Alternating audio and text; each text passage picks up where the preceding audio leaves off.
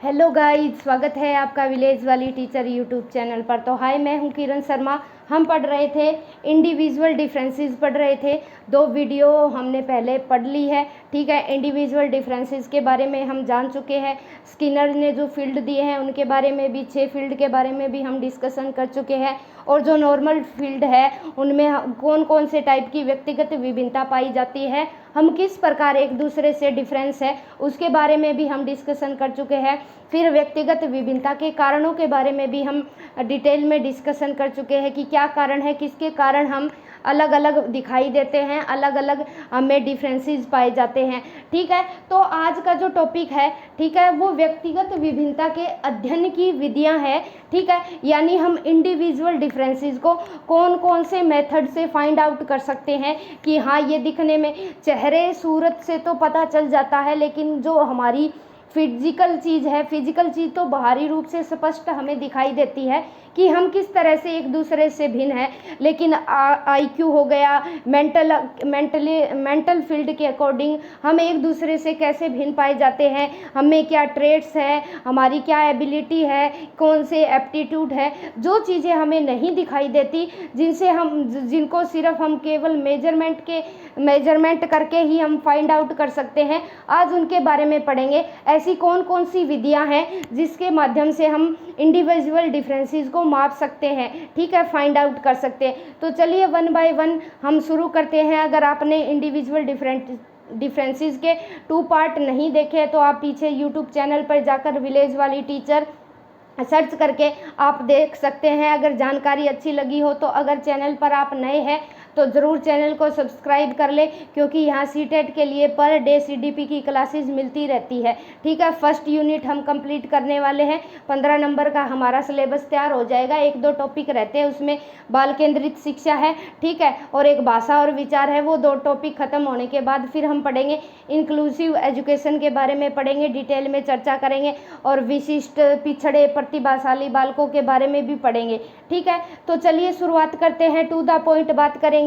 बहुत सी ऑथेंटिक बुकों का निचोड़ है, आप विश्वास बनाए रखें, ठीक है, इससे बाहर नहीं जाएगी चीज़ें, ठीक है। हम क्या करते हैं, कई बार डिटेल में हमारी ना आदत होती है भागने की, हम एक चैनल पर रुक के तैयारी नहीं करते कि नहीं ये अच्छा नहीं है, ये अच्छा नहीं है, ये अच्छा नहीं है।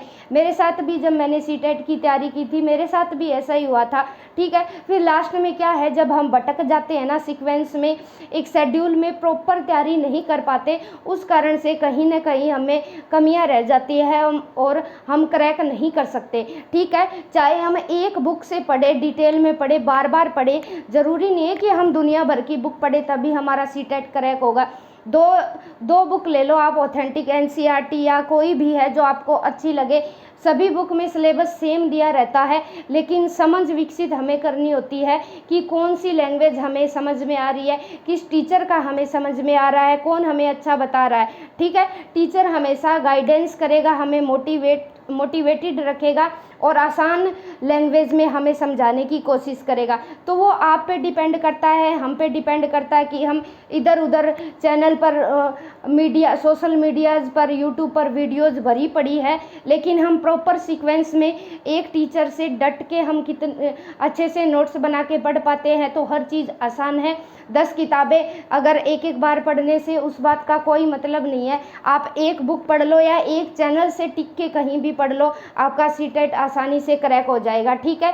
विश्वास करना होता है किसी भी टीचर पर, ठीक है। कोई भी टीचर ऐसे अगर यूट्यूब चैनल पे आता है तो वो खुद पढ़ के पहले खुद प्रिपेयर होके आता है, ऐसा नहीं है कि हवाबाजी हो रही है, ठीक है। हवा में नहीं होती ऐसी बातें, ठीक है। तो आप डट के विश्वास बनाए रखें, प्रॉपर नोट्स बनाते रहे, स्क्रीनशॉट लेते रहे, और जब हमारा कंसेप्ट ख़त्म हो जाएगा ना, पूरा सीडीपी का सिलेबस कर चुके होंगे, फिर हम क्वेश्चन करेंगे। अब क्वेश्चन करने का फ़ायदा नहीं है, क्योंकि जब तक हमारा कंसेप्ट क्लियर नहीं होगा, कई बच्चे क्या करेंगे, सिर्फ इधर उधर भटकते रहेंगे और वो देखेंगे कि वो भी क्वेश्चन लगा रहे, चलो मैं भी लगा के देखता हूँ।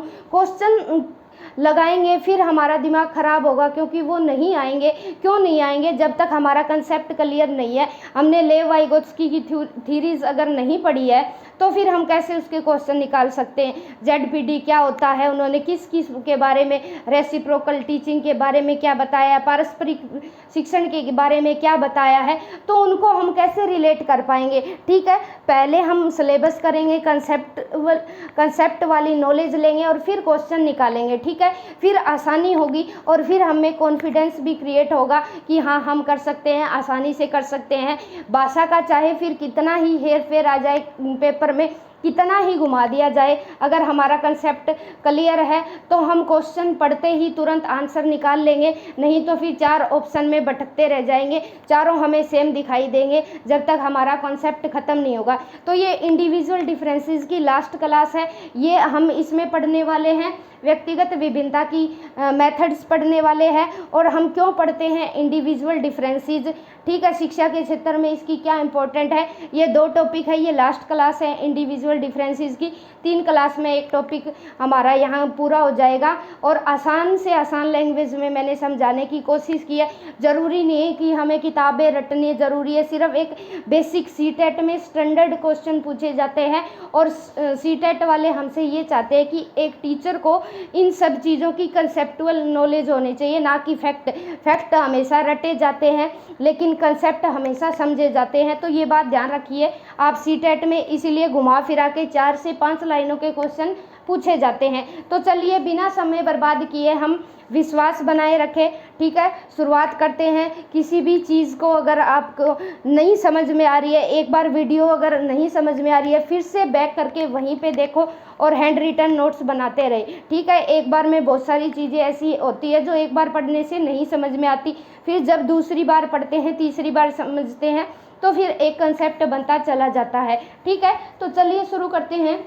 व्यक्तिगत विभिन्नता के अध्ययन की विधियाँ, यानी हम इंडिविजुअल डिफरेंसेस को कैसे मेजरमेंट कर सकते हैं, कैसे माप सकते हैं, कौन से ऐसे मेथड्स होते हैं। तो नंबर 1 है बुद्धि परीक्षण। ठीक है, IQ के बारे में हम टर्मन है, NCERT है, वहाँ डिटेल डिस्कशन कर चुके हैं कि IQ से हम फाइंड आउट कर सकते हैं कि इस बच्चे में क्या पोटेंशियल है और इसकी एप्टीट्यूड क्या है, इसके एटीट्यूड क्या है, इसके हिसाब से ये बच्चा कौन से फील्ड में बेहतर प्रदर्शन कर सकता है उसके हिसाब से। ठीक है, फिर हम IQ के हिसाब से बच्चे को अलग रख दिया। अलग अलग बच्चे होते हैं, एवरेज भी होते हैं, सुपीरियर भी होते हैं, वेरी सुपीरियर भी होते हैं, डल और बैकवर्ड है, हर तरह के बच्चे पाए जाते हैं। ठीक है, फिर क्या है, उपलब्धि परीक्षण है, यानी अचीवमेंट टेस्ट, बच्चा किस टेस्ट में कितने नंबर ला रहा है, कौन से विषय में अच्छा है, कौन से विषय में एवरेज है और कौन सा विषय बच्चे के समझ में नहीं आ रहा। तो उपलब्धि अचीवमेंट टेस्ट करके हम ये पता कर सकते हैं और बच्चों की कैटेगरी डिसाइड भी हो जाती है कि हाँ इस बच्चे पर थोड़ा सा एक्स्ट्रा ध्यान देने की ज़रूरत है और ये बच्चा एक बार में ही कैच कर लेगा और कोई बच्चे होते हैं कि उन्हें बार बार एक्सरसाइज करवानी पड़ती है। ठीक है, फिर है सांवेगिक परीक्षण, यानी इमोशंस को भी मापा जाता है। ठीक है, वो व्यवहार से ही पता चलता है कि कोई कितना गुस्सा करता है, कोई किस में कितना ठहराव है, कोई कितना पेशेंस रख सकता है।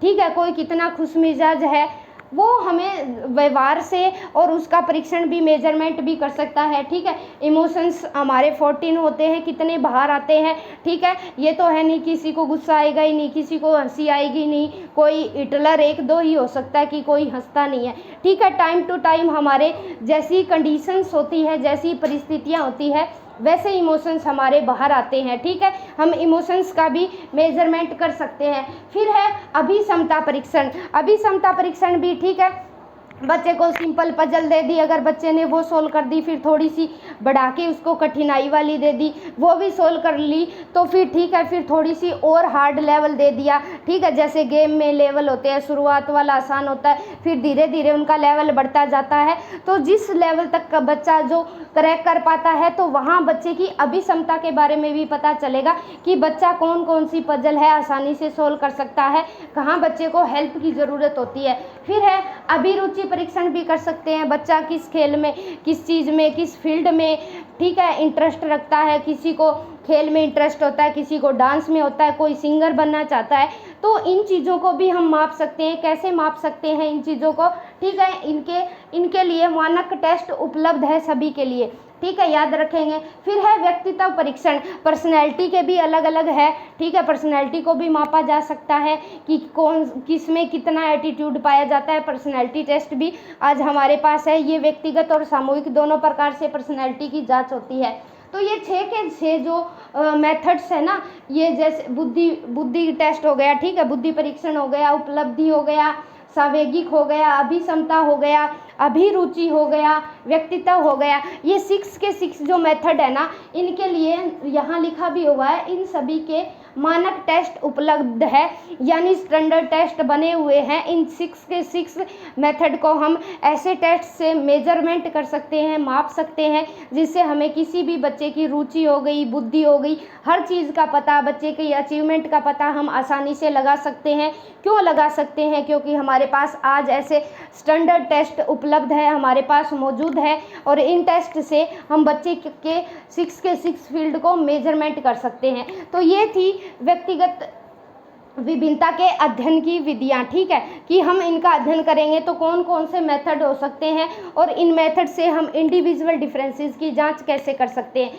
फिर नेक्स्ट है, आइए आगे बढ़ते हैं कि हम इंडिविजुअल डिफरेंसेस क्यों पढ़ते हैं, ये क्वेश्चन उठता है, इसका शिक्षा में क्या इम्पोर्टेंस है, ठीक है। तो एक अच्छा टीचर होता है, उसे इंडिविजुअल डिफरेंसेस के बारे में पता होना चाहिए। ये नहीं कि अब एक ही सेम मेथड से सभी बच्चे, वहाँ अलग अलग वर्ग के बच्चे बैठे हैं, कोई विशिष्ट है, कोई सामान्य है, कोई प्रतिभाशाली है, कोई एवरेज है, तो उस हिसाब से टीचर अपनी ऐसी मेथड्स और ऐसी विधियां तैयार कर सके जिससे हर बच्चा आसानी से समझ जाए, ठीक है। तो उसके हिसाब से यहाँ शिक्षा में इम्पोर्टेंस है। तो पढ़ते हैं, चलिए।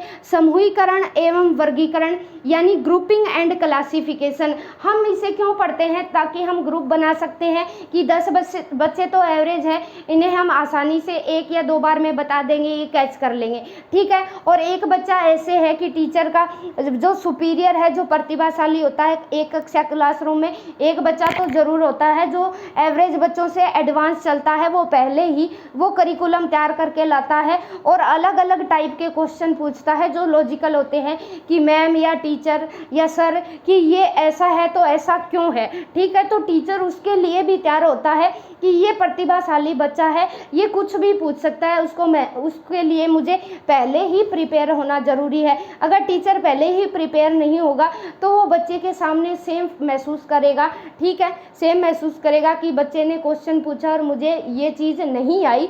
तो इस वजह से भी शिक्षा में एक अच्छे टीचर को इंडिविजुअल डिफरेंसेस का ज्ञान होना ज़रूरी है। और कुछ बच्चे ऐसे हैं जो बैकवर्ड है, पिछड़े बच्चे हैं, उनके लिए भी टीचर को रिमीडियल टीचिंग करवानी होती है, ठीक है, कि उपचारात्मक शिक्षण करवाना होता है कि हाँ बच्चे में ये कमी है, इसे यहाँ पर थोड़ा सा स्पेशल अटेंशन देने की ज़रूरत होती है, ठीक है। इस वजह से फिर बच्चा ग्रुप, जो टीचर है वो ग्रुप बना सकता है, उनका क्लासिफिकेशन कर सकता है। जैसे एक क्लास में 5 बच्चे इंटेलिजेंट है और वो 5 ग्रुप बना देगा और उस ग्रुप का उनको जो इंटेलिजेंट बच्चा है उनको लीडर बना देगा कि आप इस ग्रुप के लीडर है, बाकी बच्चों को देखो ये कहाँ गलतियाँ कर रहे हैं, इन्हें किस चीज़ पर फोकस करना होता है, ठीक है। तो वो एज ए टीचर, एक अच्छे टीचर के लिए ज़रूरी है इंडिविजुअल डिफरेंसेस का ज्ञान, ठीक है। फिर क्या है? पाठ्यक्रम, करिकुलम डिसाइड। सभी बच्चे सुपीरियर नहीं है, सभी एवरेज भी नहीं है, सब एनसीईआरटी 50% मानती है और टर्मन 60% मानते हैं। तो उसके हिसाब से हमें ऐसे करिकुलम की निर्माण करने की आवश्यकता है जो सभी के लिए हो, ठीक है। इसीलिए जो हमारा करिकुलम है वो इजी टू कॉम्प्लेक्स बनाया जाता है, सरल से जटिल की ओर।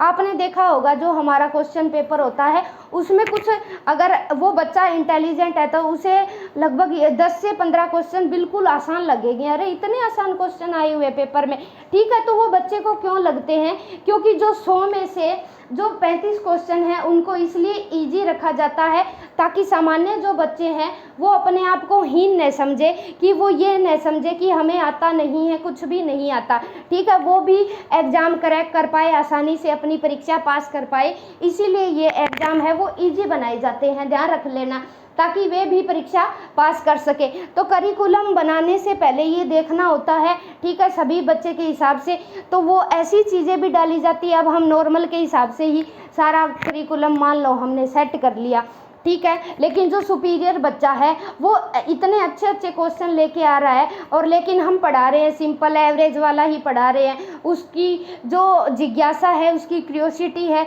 उस पर हम ध्यान नहीं दे रहे, तो वो बच्चा भी हीन भावना का शिकार हो सकता है। रिमीडियल बालक भी उसका शिकार हो सकते हैं। तो उन्हीं के हिसाब से, एवरेज के हिसाब से, सुपीरियर और डल और बैकवर्ड के हिसाब से पाठ्यक्रम तैयार किया जाता है, ताकि जो थोड़े से कॉम्प्लेक्स क्वेश्चन है वो करेगा, सुपीरियर बच्चा करेगा तो उसे भी सेटिस्फेक्शन मिलेगा कि हाँ, मैं ये थोड़ी सी कठिन चीज़ है, ये मैं ही कर सकता हूँ, बाकी नहीं कर सकते। एवरेज के लिए भी परीक्षा में और पाठ्यक्रम में ऐसी चीज़ें बनाई जाती है। हार्ड भी क्वेश्चन होते हैं, मीडियम भी होते हैं और थोड़े से कॉम्प्लेक्स भी होते हैं, उसके हिसाब से ही पाठ्यक्रम का निर्माण किया जाता है। फिर क्या है, शारीरिक भिन्नता, हमारे जो फिजिकल में विभिन्नता पाई जाती है उसके हिसाब से भी शिक्षा में इसका इम्पोर्टेंट है, ठीक है। शारीरिक विभिन्नता में भी शिक्षण का महत्व है। यानी कोई बच्चा है बिल्कुल दिखने में तो बिल्कुल कमज़ोर है, दुबला पतला है, लेकिन उसका आईक्यू बहुत अच्छा है, वो अच्छे काम कर सकता है, तो टीचर उसको ऐसे काम देगा, ठीक है। वो फिजिकल वाले काम है, जैसे भारी वजन उठाना हो गया, ठीक है, या ज़्यादा देर धूप में नहीं रह सकता वो बच्चा, लेकिन फिर टीचर उसके लिए ऐसी मेथड्स लगाएगा, ऐसी विधियां बनाएगा, क्योंकि ये बच्चा ये नहीं कर सकता तो इसका मेंटल लेवल अच्छा है, इसका आईक्यू अच्छा है, तो इसको इसकी बजाय ये दे दे, ठीक है। और जो दिखने में हट्टे कट्टे बालक होते हैं उनसे फिजिकल एक्टिविटी करवाई जाती है, ताकि वो बच्चा, ठीक है, आगे जाकर किसी खेल में या कोई ऐसी एक्सरसाइज करे जो आगे चलकर वो अपनी जो पोटेंशियल है उसका हाईएस्ट प्रयोग कर सके, ठीक है। ये याद रखेंगे। शारीरिक विभिन्नता के आधार पर भी शिक्षा का इम्पोर्टेंस है, ठीक है, एक बार आप स्क्रीनशॉट ले लीजिए। फिर है अध्यापन विधियाँ, ठीक है, एक ही मेथड सेम उसी मेथड से हम लेक्चर मेथड से डेली उन बच्चों को पढ़ा रहे हैं। ज़रूरी नहीं है कि सभी बच्चे अलग अलग क्लास में, एक ही क्लास में अलग अलग बच्चे हैं, कोई विशिष्ट है, कोई प्रतिभाशाली है, ठीक है, कोई सामान्य है। सामान्य ज़्यादातर पाए जाते हैं, 50% एक कक्षा में सामान्य बच्चे होते हैं जो एक दो बार बताने से, लेक्चर मेथड से समझ जाते हैं। लेकिन एक टीचर के लिए प्रॉब्लम तब क्रिएट होती है क्योंकि उसे रिमीडियल टीचिंग भी करवानी होती है और सुपीरियर बच्चे को भी आगे ले जाना होता है, ताकि वो हीन भावना का शिकार ना हो। एवरेज तो कर लेते हैं तो ठीक है, इसी हिसाब से टीचर के लिए क्या इम्पोर्टेंस है यहाँ, तो टीचर समझेगा कि बार बार अगर लेक्चर मेथड का यूज़ करूँगा तो मैं रिमीडियल जो बच्चे हैं उनके समझ में नहीं आएगी, तो यहाँ जो अपनी शिक्षण पद्धतियाँ हैं उनमें चेंज लाएगा टीचर, ठीक है। अलग अलग हिसाब से कभी प्ले वे मेथड से करवा दिया, कभी ड्रामा करवा दिया, कभी पोइम सुना दी, कभी कहानियाँ सुना दी, स्टोरी टेलिंग, तो अपने मेथड में भी बदलाव करता है टीचर। अध्यापन विधियाँ हो गई है, ठीक है। अध्यापन विधियों में भी चेंज करने के लिए, उन्हें अच्छी बनाने के लिए, ठीक है, ताकि बच्चे ज़्यादा से ज़्यादा कक्षा में हिस्सेदारी ले और ज़्यादा से ज़्यादा चीज़ें सीखे, समझे, एनवायरनमेंट के साथ इंटरेक्शन करे। फिर छठा है व्यवसाय संबंधी शिक्षा, ठीक है। हर बच्चे का अलग अलग इंटरेस्ट होता है, किसी का बिजनेस में होता है, कि कोई डॉक्टर बनना चाहता है, कोई इंजीनियर बनना चाहता है, ठीक है, तो उसके हिसाब से भी पाठ्यक्रम ऐसा तैयार करना होता है ताकि इंडिविजुअल डिफरेंसेस देख सके। सभी डॉक्टर बनना नहीं चाहेंगे, ठीक है, अगर सभी के लिए ऐसा करिकुलम या पाठ्यक्रम बना दिया गया तो क्या सभी डॉक्टर बनेंगे? नहीं बनना चाहेंगे। तो उनके हिसाब से व्यक्तिगत विभिन्नता को ध्यान में रखते हुए, ठीक है, ऐसे व्यवसाय बनाए जाते हैं। जैसे हमने NCERT की बुक है उसमें देखा होगा कि एक अध्यापिका है, वो टीचर है, अध्यापिका है, वो स्कूल में बच्चे को पढ़ा रही है और उसका जो पति है वो घर पे झाड़ू पोछा कर रहा है या खाना बना रहा है। तो ऐसी चीज़ें अगर पाठ्यक्रम में हम ऐड करते हैं तो बच्चे को वहाँ समझ होगी कि लेडीज़ ही नहीं, घर का काम कोई भी कर सकता है, चाहे वो मेल है ये फीमेल है। तो ऐसी चीज़ें करिकुलम में क्यों डाली जाती है? ताकि बच्चा जेंडर बायस से ग्रसित ना हो, लिंग विभेद ना हो कि ये काम सिर्फ लड़कियों के लिए ही होता है और ये काम सिर्फ लड़कों के लिए ही होता है। तो ऐसी चीज़ें पाठ्यक्रम में इसीलिए डाली जाती है ताकि बच्चे का कंसेप्ट क्लियर हो कि सभी को 2 हाथ या 2 पैर मिले हुए हैं। कोई भी, लड़कियां भी हवाई जहाज उड़ा सकता है और लड़के भी घर के काम काम में मम्मी या पापा की मदद कर सकते हैं। ठीक है, ऐसी चीज़ें इसलिए पाठ्यक्रम में डाली जाती है। व्यवसाय लिंग भेद पर नहीं है। ठीक है, किसी भी जेंडर का व्यक्ति जिसका जो इंटरेस्ट है वो कर सकता है। ठीक है, आज के समाज में लड़कियां बहुत आगे हैं, हर फील्ड में आगे हैं, ध्यान रखना। तो वो लिंग विभेद को ख़त्म करने के लिए भी व्यक्तिगत विभिन्नताओं को समझना ज़रूरी है। फिर है गृह कार्य दिया जाना। ठीक है, जो HW दिया जाता है बच्चों को वो उनकी रुचि के हिसाब से दिया जाता है। जैसे कईयों को ड्राइंग करने का बड़ा शौक होता है, तो वो पूछते हैं कि मैम अगर ऐसा है तो हम घर से चार्ट बना लाएं क्या, ये कर लाएं क्या, वो कर लाएं क्या। तो बच्चे का जो इंटरेस्ट होगा वो बताएगा, सुपीरियर होगा वो भी अपने हिसाब से करके लाएगा। तो ठीक है, फिर ये था कि गृह कार्य में भी आसानी होती है। ठीक है, रिमीडियल बच्चे को सेम काम है वो 3 से 4 दिन रिपीटेड करवाना पड़ता है, हमें बार बार उस चीज़ पर करवाना पड़ता है। और जो सामान्य बच्चे हैं उनके इक्वल लाना पड़ता है, बार बार उस पर ध्यान देके, अटेंशन देके।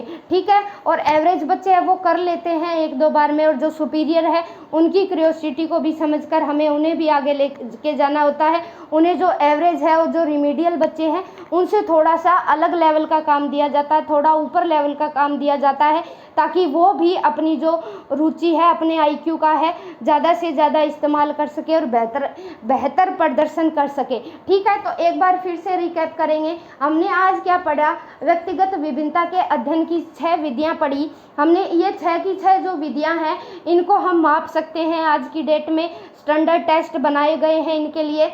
ठीक है, और फिर है व्यक्तिगत विभिन्नता का, इंडिविजुअल डिफरेंसेस का हमारे एजुकेशन में क्या इम्पोर्टेंस है, क्यों पढ़ते हैं हम। इसमें भी हमने कुछ फैक्टर पढ़े, 6 फैक्टर है इनमें भी। समूहीकरण कर सकता है, वर्गीकरण, वर्ग बनाने के बाद टीचर को पता रहेगा कि हाँ इस बच्चे पे हमें स्पेशल अटेंशन देना है, इसको एक बार में ही समझ में आ जाएगा, इसको 2-3 बार बताने की ज़रूरत है। तो वहाँ टीचर भी कॉन्फिडेंस होकर शिक्षण का कार्य करवा सकता है। इसके लिए करिकुलम के लिए भी ठीक है, ये सारी चीज़ें टीचर से जुड़ जाएगी, क्योंकि टीचर को ही कक्षा फेस करनी पड़ती है। अगर बच्चे के बारे में टीचर नहीं जानेगा कौन सा बच्चा क्या है, इसीलिए हमें टीचर बनने से पहले साइकोलॉजी पढ़ाई जाती है, ताकि हम बच्चे को समझें और उसकी समझ के हिसाब बच्चा क्या चाहता है, टीचर कैसा बच्चे के साथ बिहेव करे, ताकि वो ज़्यादा से ज़्यादा समाज में इंटरेस्ट ले और अच्छे अच्छे काम करे। ठीक है, तो एक टीचर को ये सभी बातों का ज्ञान होना ज़रूरी है। तो NCERT में मैंने यहाँ इमेज बनाई है, आप स्क्रीनशॉट ले लें। तो NCERT में इस हिसाब से जो इंडिविजुअल डिफरेंसेस है उसके हिसाब से बच्चे का आज के कक्ष में ऐसा क्लासरूम देखने को मिलता है। ठीक है, लगभग हर स्टेट में अलग अलग है, लेकिन NCERT क्या मानती है कि सीटिंग जो प्लान है, चेयर सीटिंग अरेंजमेंट है, ऐसा होना चाहिए। यहाँ टेबल लगा दिए गए हैं। ठीक है, यहाँ टीचर बैठा है। ठीक है, यहाँ टीचर बैठा रहेगा। ठीक है, चेयर सीटिंग, यहाँ तीनों तरफ टेबल है, यहाँ बच्चे बैठे हैं। ठीक है, वो टीचर के हिसाब से डिपेंड है कि टीचर उन्हें कैसे बिठाएगा। टीचर यहाँ जैसे मान लीजिए यहाँ एवरेज बच्चे बिठा दिए, यहाँ रिमीडियल वाले बैठा दिए, यहाँ सुपीरियर बिठा दिए, वो टीचर पे डिपेंड करता है वो कि परिस्थितियों के अनुसार कैसे बच्चों को बिठाएगा। ठीक है, तो ऐसे बिठा सकते हैं ताकि टीचर का सभी पे ध्यान रहे, इधर वालों को भी देख सके, इधर वालों को भी देख सके और सामने वालों को भी देख सके, ताकि जो मैं मेथड्स यूज़ कर रहा हूँ वो बच्चे उस चीज़ में कितना इंटरेस्ट ले रहे हैं। प्रॉपर अगर टीचर का ध्यान तीनों तरफ होगा वही एक अच्छा टीचर होगा, कि सभी बच्चों की एक्टिविटीज़ पर ध्यान रहे कि जो मैं मेथड्स यूज़ कर रहा हूँ बच्चे उसमें कितना आनंदित होकर कक्ष में भाग ले रहे हैं या नहीं, किसका ध्यान नहीं है, किस कारण से बच्चे पिछड़ रहे हैं। तो इस तरह का आजकल कक्ष में सीटिंग अरेंजमेंट पाया जाता है, नर्सरी में भी पाया जाता है। लगभग अगर कक्ष में ऐसा ही सीटिंग अरेंजमेंट हो तो सभी बच्चों पर एक टीचर अच्छे से ध्यान दे सकता है।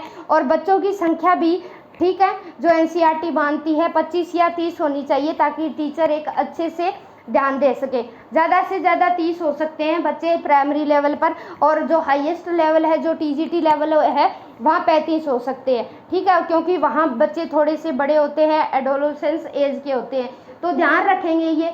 ठीक है। चेयर सीटिंग अरेंजमेंट के बारे में भी पढ़ लिया, यहाँ टीचर बैठेगा और यहाँ टीचर के हिसाब से है कि क्या कंडीशन है। हम कई बार ऐसे होते हैं, कई बार ऐसे शरारती बच्चे होते हैं, उन्हें भी आगे बैठाना पड़ता है कई बार, ठीक है। आईक्यू भी उनका अच्छा होता है और वो बार बार अगर पूरी क्लास में डिस्टरबेंस क्रिएट कर रहे हैं तो शरारती बच्चों को भी टीचर को आगे बैठाना पड़ता है। लेकिन ऐसी सीटिंग प्लान रहेगी ना तो टीचर का ध्यान सभी बच्चों पर रहेगा और सभी बच्चे इंटरेस्ट के साथ कक्ष में भाग लेंगे। तो ये था इंडिविजुअल डिफरेंसेस से जुड़ी कुछ महत्वपूर्ण बिंदु। यहाँ हमने आज की क्लास में पढ़ी मेथड, विधियाँ पढ़ी कि व्यक्तिगत विभिन्नता को हम कैसे मेजरमेंट कर सकते हैं, कौन कौन से ऐसे मेथड्स हैं, ठीक है, उनके बारे में पढ़ा, किस किस फील्ड को हम जान सकते हैं। और फिर हमने पढ़ा व्यक्तिगत विभिन्नता का शिक्षा में क्या महत्व है, इसके बारे में भी हमने पढ़ा। ये फिर हमने पढ़ा चेयर सीटिंग अरेंजमेंट, इसके बारे में भी। तो आप स्क्रीनशॉट ले लीजिए। अगर आपको वीडियो अच्छी लगी है तो लाइक करें, अगर हमारे चैनल पर नए हैं तो ज़रूर सब्सक्राइब करके रखें। Bye bye, thanks for watching.